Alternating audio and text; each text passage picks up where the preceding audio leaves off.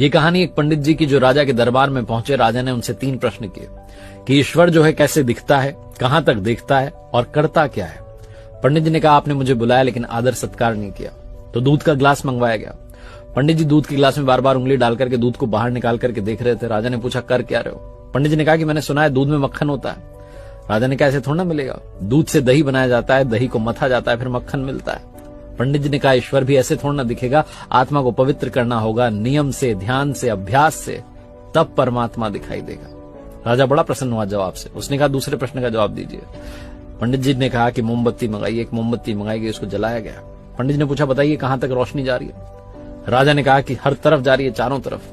पंडित जी ने कहा बस यही, परमात्मा भी चारों तरफ देखता है, हमारे हर कर्म का हिसाब उसके पास है। फिर राजा ने कहा कि तीसरे प्रश्न का जवाब दीजिए, ईश्वर करता क्या है। पंडित जी ने कहा आप गुरु बनकर के पूछ रहे हैं कि शिष्य बनकर के। राजा ने कहा शिष्य बनकर के। तो पंडित जी ने कहा कि आपका गुरु तो नीचे खड़ा हुआ है। तुरंत राजा ने पंडित जी को जाकर के सिंहासन पर बैठाया और खुद नीचे जाकर खड़ा हो गया।